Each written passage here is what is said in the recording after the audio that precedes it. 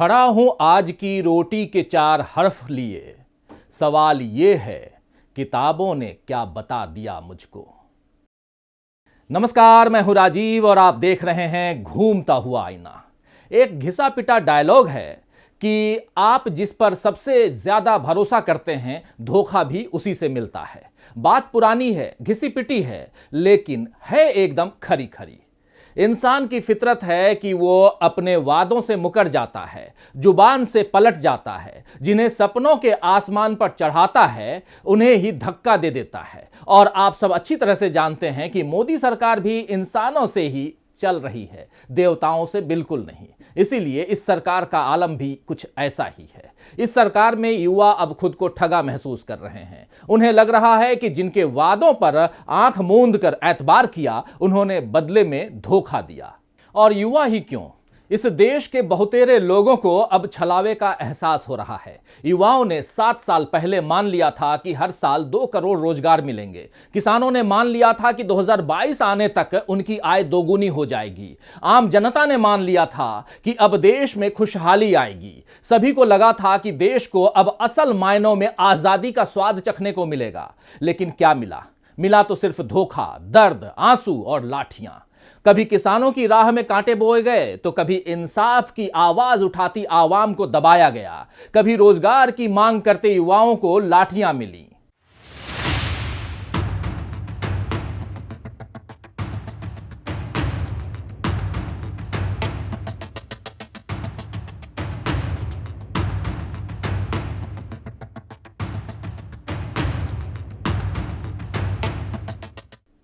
पिछले 2-2.5 सालों से देश कोरोना नाम की महामारी से जूझ रहा है, लेकिन इसके साथ संवेदनहीनता, नफरत और अन्याय की महामारी भी देश में बढ़ती जा रही है। और अगर इसकी वैक्सीन क्या है कोई पूछे तो शायद जवाब होगा कि इसकी केवल एक ही वैक्सीन है और वो है गणतंत्र का सम्मान। मगर सरकार एक तरफ तो गणतंत्र सप्ताह मनाती है और दूसरी तरफ लाठी तंत्र का जोर दिखाती है। एक तरफ आजादी का अमृत महोत्सव मनाया जाता है तो दूसरी तरफ जासूसी का जाल बिछाकर आजाद आवाजों को दबाया जाता है। तो आइए दोस्तों, आज आईने की नजर से पड़ताल करेंगे अच्छे दिनों के ख्वाब के बदले मिल रहे धोखे की और इसमें हताश जनतंत्र की। लेकिन सबसे पहले देखते हैं कि क्या है अटकाने, लटकाने और भटकाने की मोदी नीति। पीएम मोदी कई बार कांग्रेस सरकार की बुराई करने के लिए कहते हैं कि उनके शासन में प्रोजेक्ट्स पूरे नहीं हो पाते थे क्योंकि तब अटकाने, लटकाने और भटकाने की संस्कृति हावी थी। मगर इस वक्त सरकारी नौकरी के लिए परीक्षा देना, रिजल्ट का आना और फिर नियुक्ति मिलना भी किसी बड़े प्रोजेक्ट से कम नहीं है। मगर मोदी सरकार इस प्रोजेक्ट में अटकाने, लटकाने और भटकाने के साथ साथ लाठी चटकाने की संस्कृति को भी बढ़ा रही है। हाल ही में रेलवे भर्ती परीक्षा में गड़बड़ियों के खिलाफ जिस तरह युवाओं का गुस्सा फूटा वो इसी संस्कृति की देन है। आपको बता दूं कि आरआरबी यानी रेलवे रिक्रूटमेंट बोर्ड ने मार्च 2018 में 2 भर्तियां निकाली थीं। पहली एनटीपीसी यानी नॉन टेक्निकल पॉपुलर कैटेगरी, जिसके तहत railway clerk, ticket clerk, goods guard और स्टेशन मास्टर जैसे 35,277 पदों पर भर्ती होनी है। दूसरी है ग्रुप डी यानी चतुर्थ श्रेणी, जिसके तहत चपरासी, गैंगमैन और ट्रैकमैन की 1,03,769 पदों पर भर्ती होनी है। दोनों भर्तियों में कुल पदों की संख्या है 1,39,046 और इन पदों के लिए 2 करोड़ 42 लाख से ज्यादा आवेदन किए गए। परीक्षाएं होनी थी 2019 में और अब तक 1,39,046 लोगों को रेलवे का कर्मचारी बन जाना चाहिए था। रेलवे का नियुक्ति पत्र पाकर ये युवा और इनके परिवार बेहतर भविष्य की उम्मीदें बांधते, लेकिन अब इन उम्मीदों को पटना से लेकर प्रयागराज तक रेल पटरियों पर कुचला गया है। 2019 में हो जाने वाली भर्ती 3 साल बाद 2022 में भी पूरी नहीं हो पाई है क्योंकि अब तक परीक्षा के सभी राउंड ही पूरे नहीं हुए हैं। एनटीपीसी के अभी केवल 1 राउंड की परीक्षा हुई है और ग्रुप डी की तो परीक्षा ही नहीं हुई है और जो रिजल्ट आया है उसमें भी गड़बड़ियां हैं। इन गड़बड़ियों के खिलाफ छात्रों ने पहले सोशल मीडिया पर आवाज उठाई, लेकिन जब कोई सुनवाई नहीं हुई तो नौजवान सड़कों पर उतरे, लेकिन वहां भी उनके साथ नाइंसाफी ही हुई। पुलिस ने बेहद बर्बरता से आंदोलित और आक्रोशित छात्रों का दमन किया। रेलवे की तरफ से धमकी भरा नोटिस जारी किया गया कि प्रदर्शन किया तो नौकरी नहीं देंगे। इस धमकी से मामला और बिगड़ गया। जब देश गणतंत्र दिवस मना रहा था तब बिहार में उग्र छात्र रेलवे ट्रैक कब्जे में लेने और आगजनी करने जैसी घटनाओं को अंजाम देने लगे। छात्रों के इस गुस्से को देखकर आखिरकार दिल्ली की सरकार जागी। अब छात्रों की मांग को सुनने के लिए अब 5 सदस्यों की कमेटी बना दी गई है जो 4 मार्च को रिपोर्ट देगी। तो सरकार ने एक बार फिर सब कुछ ठीक कर देने का झुनझुना बजाया है, लेकिन इस बार छात्र आसानी से बहलाए नहीं जा सकेंगे। शुक्रवार को परीक्षा में हुई धांधली और छात्रों पर हुए लाठीचार्ज के विरोध में विपक्षी दलों और छात्र संगठनों ने बिहार बंद का ऐलान किया है। छात्रों के समर्थन में राजद, जाप, कांग्रेस, हिंदुस्तानी आवाम मोर्चा, विकासशील इंसान पार्टी और वामपंथी दलों के कार्यकर्ताओं ने सड़क पर उतर करके छात्रों का साथ दिया, समर्थन किया। विपक्षी दलों का छात्रों को मिलता यह साथ बतला रहा है कि इस बार मोदी सरकार का दमन का हथियार भी नाकाम होगा और आश्वासनों का झुनझुना भी लोग नहीं सुनेंगे, क्योंकि लोग अब धोखे की ठोकर बार बार खाकर समझ चुके हैं कि मोदी सरकार में रोजगार के दावे की हकीकत क्या है। देश में निजीकरण तेजी से हो रहा है और सरकारी नौकरियां मिलने की संभावनाएं भी उसी तेजी से कम हो रही हैं। देखिए रिपोर्ट। मार्च 2018 में सरकार ने संसद में आंकड़े पेश किए थे कि सरकारी नौकरियों के तकरीबन 6,84,000 पद खाली हैं। मार्च 2020 के संसद में पेश किए गए आंकड़े बताते हैं कि केंद्र सरकार के तकरीबन 8,72,000 पद खाली हैं। यानी 2 साल में रिक्त पद भरे नहीं गए बल्कि 2 लाख और बढ़ गए। एक और अध्ययन बताता है कि केंद्र और राज्य सरकार की तरफ से मिलने वाली नौकरियों में 60 लाख से ऊपर पद खाली पड़े हुए हैं और इनमें नौकरियां लगने की कोई संभावना नजर नहीं आती, क्योंकि 2014 के बाद से मोदी सरकार ने सरकारी कंपनियों को बेचने की नीति बना ली है। हर दूसरे महीने किसी बड़े सरकारी प्रतिष्ठान के विनिवेश की खबर आती है। सरकार सार्वजनिक कंपनियों को बेचकर धन जुटाने की बात कहती है, लेकिन ये धन किनकी जेबों में जा रहा है ये अब जनता समझ रही है। अगर सार्वजनिक निकाय चलते रहते तो नौकरियों की उम्मीद भी बंधी रहती, मगर अब इस ओर केवल निराशा है। सरकारी नौकरियां घटती ही जा रही हैं। आप याद कीजिए कि 1994 में कुल औपचारिक क्षेत्र की नौकरियों के बीच सरकारी नौकरियों का हिस्सा तकरीबन 12% के आसपास हुआ करता था। 1994 से घटकर साल 2020 में यह हिस्सा 4% के आसपास पहुंच गया था और जब नए सिरे से आकलन होगा तो 2022 की सच्चाई भी सामने आ जाएगी।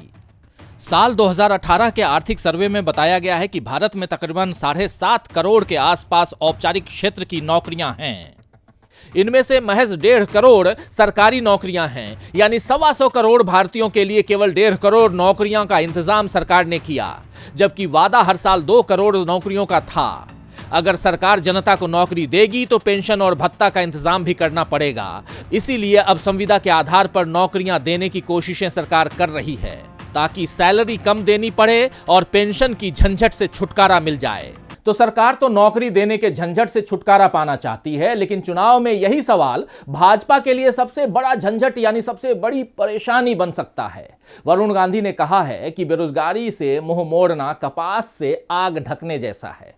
यह मोदी सरकार के लिए एक कड़ी चेतावनी है कि अगर सरकार ने बेरोजगारी की समस्या को वक्त रहते नहीं सुलझाया तो इसकी आग में सत्ता झुलस सकती है। यूपी चुनाव में चुपचाप रणनीतियां बना रही बसपा सुप्रीमो मायावती ने भी ट्वीट किया है, सरकार की गलत नीतियों के कारण गरीबी व बेरोजगारी चरम पर पहुंच गई है। सरकारी नौकरी व उनमें आरक्षण की सुविधा गौण हो गई है। ऐसे में वर्षों से छोटी सरकारी नौकरियों के लिए परीक्षा भी सही से नहीं होना अन्यायपूर्ण है। भाजपा युवाओं से पकौड़ा बिकवाने का अपना संकीर्ण विजन बदले। तो विपक्ष मोदी सरकार को विजन बदलने की सलाह दे रहा है और यह सही सलाह भी है। अगर सरकार ने इस पर अमल नहीं किया तो तय मानिए कि चुनाव प्रचार में जिस तरह भाजपा नेताओं को उल्टे पांव वापस लौटाया जा रहा है, वैसे ही बीजेपी की भी वापसी संभव नहीं है। बीजेपी ने इस बार यूपी में 300 पार सीटें लाने का दावा किया है, लेकिन फिलहाल बीजेपी की हालत यह है कि पहले चरण के मतदान के लिए 10 दिन बाकी रह गए हैं और अभी कई इलाकों में बीजेपी नेता चुनाव प्रचार के लिए जाने की हिम्मत नहीं जुटा पा रहे हैं। कई जगह बीजेपी प्रत्याशी अपने चुनाव क्षेत्र से खदेड़े जा रहे हैं। मेरठ, संभल, मुजफ्फरनगर जैसे क्षेत्रों में बीजेपी प्रत्याशियों के विरोध की खबरें सामने आई हैं। यहां तक कि प्रदेश के उप मुख्यमंत्री केशव प्रसाद मौर्य को सिराथू में नाराज भीड़ के बीच से निकलने के लिए पुलिस की मदद लेनी पड़ी। बीजेपी विरोध की इन खबरों को नकार रही है, इसे विपक्ष की साजिश बता रही है। लेकिन विरोध का धुआं अगर नजर आ रहा है तो इसका मतलब यही है कि चिंगारी कहीं न कहीं लगी हुई है। कहीं कानून व्यवस्था तो कहीं सरकारी नौकरियों की मांग, कहीं गरीबी तो कहीं महंगाई के कारण लोग नाराज हो रहे हैं और ये नाराजगी तरह तरह से सामने आ रही है। बीजेपी इस नाराजगी को कभी हिंदुत्व के हथियार से काटने की कोशिश कर रही है तो कभी जातिगत गोलबंदी करना चाह रही है, और इन सब से बात नहीं बनती है तो फिर जिन्ना और पाकिस्तान का नाम लेकर लोगों को डरा रही है। मगर बीजेपी के ये सारे पैंतरे इस बार शायद असरहीन दिखाई दे रहे हैं। तो यूपी चुनाव में बीजेपी इस बार किस बात को सबसे ज्यादा तवज्जो दे, किसके नाम पर वोट मांगे, वो अब तक शायद तय नहीं कर पाई है। इसीलिए एक तरफ जहां पीएम नरेंद्र मोदी बार बार विकास की बात करना चाह रहे हैं तो वहीं सीएम योगी आदित्यनाथ घुमा फिराकर बात हिंदू, मुसलमान और भारत पाकिस्तान पर ही ले आते हैं। ऐसे भी पाकिस्तान का यूपी से कोई सीधा संबंध नहीं है, न ही पाकिस्तान की सीमा यूपी से लगती है, न बंटवारे में यूपी का कोई हिस्सा पाकिस्तान को मिला है। फिर भी भाजपा के शासन में पाकिस्तान यूपी में बड़ा चुनावी मुद्दा बना दिया गया है। लेकिन इस बार बीजेपी को सत्ता से हटाने के लिए तैयार बैठे अखिलेश यादव बीजेपी को हिंदू और मुसलमान में उलझाकर जनता के बीच अपनी पैठ बढ़ाने में लगे हुए हैं। शनिवार को सीएम योगी चुनाव प्रचार के लिए गाजियाबाद पहुंचे थे, जहां उन्होंने फिर सपा पर निशाना साधने के लिए धार्मिक ध्रुवीकरण का सहारा लिया। उन्होंने कहा, उत्तर प्रदेश की पूर्व सरकार ने गाजियाबाद में हज हाउस बनवाया था। भाजपा सरकार ने यहां 94 करोड़ रुपए की लागत से अत्याधुनिक सुविधाओं से युक्त कैलाश मानसरोवर भवन का निर्माण कराया है। आस्था को सम्मान देता ये भवन श्रद्धालुओं के लिए बड़ी सौगात है। फर्क साफ है। इससे पहले शुक्रवार को अखिलेश यादव पर निशाना साधते हुए योगी जी ने कहा था कि वे जिन्ना के उपासक हैं, हम सरदार पटेल के पुजारी हैं, उनको पाकिस्तान प्यारा है, हम मां भारती पर जान न्यौछावर करते हैं। इसी तरह बुधवार को उत्तर प्रदेश में जाट समुदाय के एक राजनीतिक कार्यक्रम में केंद्रीय गृह मंत्री अमित शाह ने कहा, हमारा आपका नाता तो 650 साल पुराना है, आप भी मुगलों से लड़े, हम भी लड़ रहे हैं। वहीं मुजफ्फरनगर में बीजेपी विधायक और उम्मीदवार विक्रम सिंह सैनी ने चुनाव प्रचार के दौरान पाकिस्तान का नाम लेकर अल्पसंख्यकों के खिलाफ बातें कहीं, लेकिन अल्पसंख्यकों के खिलाफ दिए गए इस बयान के बाद ग्रामीणों ने विक्रम सिंह सैनी को गांव से खदेड़ दिया था और भीड़ के बीच घिरे विधायक को माफी मांगकर भागना पड़ा था। तो गृह मंत्री से लेकर मुख्यमंत्री और विधायक तक सभी की कोशिश यही दिख रही है कि चुनाव में असल मुद्दों की जगह जिन्ना और पाकिस्तान पर बहस छिड़ी रहे। देश के मीडिया का एक बड़ा वर्ग भी भाजपा की इस कोशिश में उसका साथ दे रहा है।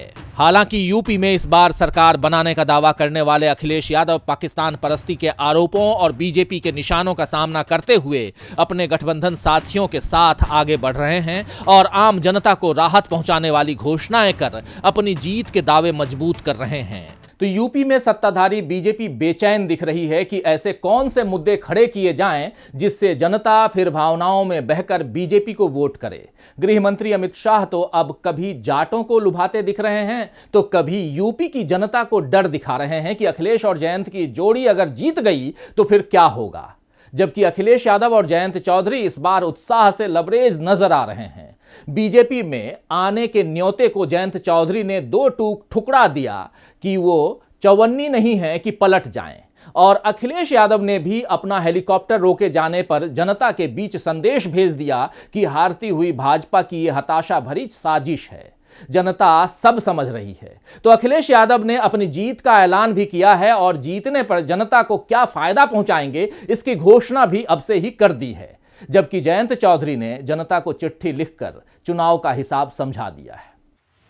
राष्ट्रीय लोक दल के अध्यक्ष जयंत चौधरी ने प्रदेश के मतदाताओं के नाम एक पत्र जारी किया है, जिसमें उन्होंने बताया है कि बीते 5 साल सत्ता में बैठे लोगों की दुर्भावनाओं और कुशासन के कारण जन विरोधी रहे हैं। रालोद को किसानों का समर्थन हमेशा ही मिला है, इसीलिए किसानों के हक में आवाज उठाते हुए जयंत चौधरी ने लिखा है कि किसान के बढ़ते बोझ के विरुद्ध जब जब स्वर उठे उन्हें कुचलने का प्रयास हुआ। इन 5 सालों में दलितों पर अत्याचार और महिलाओं की सुरक्षा भी सवालों के घेरे में रही। ऐसे में आज की जिम्मेदारियों के निर्वाह में आप सभी की भागीदारी भी मेरे लिए बहुत जरूरी है। वहीं सपा ने 10 सूत्री संकल्प पत्र जारी किया है, जिसमें 300 यूनिट मुफ्त बिजली, हर एक फसल के लिए एमएसपी, किसानों को सिंचाई के लिए मुफ्त बिजली, सरकार बनने पर 15 दिन में गन्ना किसानों का भुगतान, इसके लिए फार्मर रिवॉल्विंग फंड और किसानों को ब्याज मुफ्त कर्ज जैसे संकल्प बताए गए हैं। तो जाहिर है कि अखिलेश यादव और जयंत चौधरी चुनावों के पहले चरण में ही अपना पक्ष मजबूत करके चल रहे हैं। 10 फरवरी को यूपी के जिन इलाकों में पहले चरण का मतदान होना है, वहां किसान आंदोलन का खासा असर पड़ा है। समाजवादी पार्टी, रालोद और कांग्रेस सभी ने किसानों का साथ दिया है और किसान आंदोलन के दौरान उनके हक के लिए आवाज उठाई है। जबकि बीजेपी के सिर पर यह इल्जाम है कि उसके बनाए कानूनों के कारण 13 महीनों तक किसानों को खेत छोड़कर सड़कों पर उतरना पड़ा, सैकड़ों किसानों को शहादत देनी पड़ी। अब किसानों की ये नाराजगी बीजेपी को डरा रही है।